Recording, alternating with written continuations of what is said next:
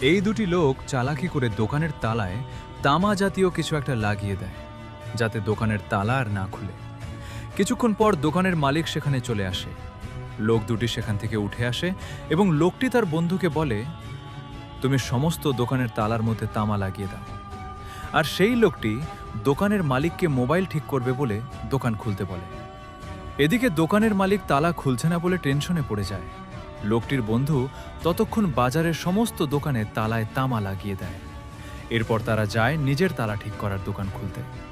কিছুক্ষণ পর এক এক করে সেখানে গোটা বাজারের দোকানের মালিক এসে ভিড় জমাতে থাকে যে তাদের তালা খারাপ হয়ে গেছে, ঠিক করাতেই হবে দোকান।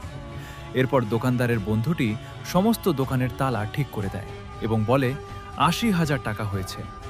পর সেই মোবাইলে দোকানের লোকটি এসে বলে, আমি জানি তোমরা ২ নাম্বারই ব্যবসা করো ও সমস্ত দোকানের তালা পাল্টিয়ে দিয়েছ, এবং আমার এই ভাতিজা আমাকে সব কথা বলেছে।